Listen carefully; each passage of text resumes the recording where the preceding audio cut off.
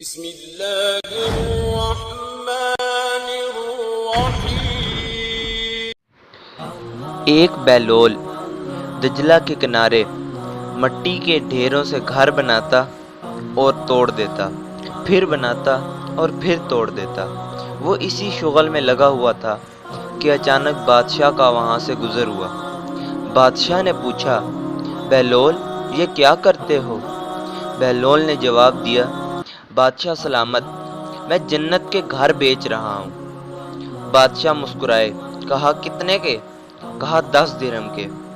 بادشاہ مسکرائے اور سوچا یہ دیوانہ ہے، اور چلے گئے۔ ان کے پیچھے ملکہ زبیدہ آ رہی تھی۔ انہوں نے اس بیلول کو دیکھا اور وہی سوال کیا، یہ کیا کر رہے ہو؟ اس بیلول نے کہا، میں جنت کے گھر بیچ رہا ہوں۔ ملکہ مسکرائی اور پوچھا کتنے کے؟ تو اس نے وہی جواب دیا 10 درہم کے۔ ملکہ نے اس کو 10 درہم دے دیے اور سوچا فقیر درویش ہے، اور چلی گئی۔ رات کو بادشاہ نے خواب میں ایک بہت بڑا محل دیکھا۔ وہ محل جنت میں تھا۔ بادشاہ کو تجسس ہوا۔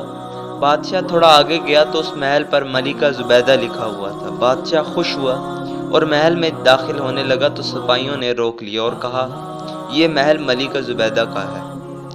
بادشاہ نے کہا، وہ میری ہی ملکہ ہے۔ تو سپاہیوں نے کہا، یہ دنیا نہیں ہے، یہ جنت ہے۔ یہاں جوڑے اور ہوتے ہیں اور دنیا میں جوڑے مختلف ہوتے ہیں۔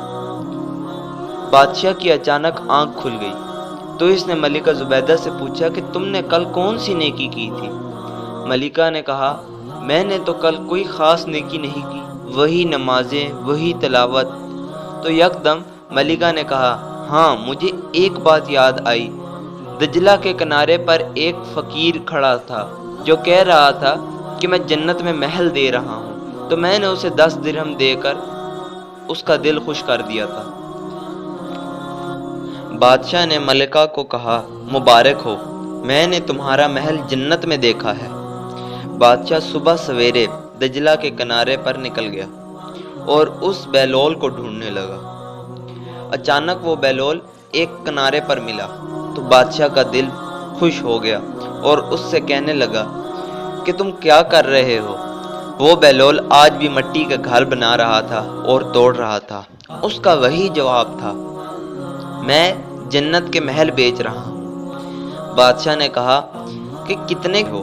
بادشاہ نے سوچا کہ 10 درہم کے ہی ہوں گے، اس لیے بادشاہ نے جیب میں ہاتھ ڈالا تو وہ بیلول کہنے لگا، اس مرتبہ آدھی سلطنت کے بیچ رہا ہوں۔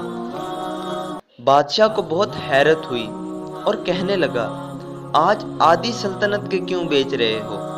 تو اس نے کہا، کل بغیر دیکھے سودا ہو رہا تھا اور آج تو تم دیکھ کر سودا کر رہے ہو۔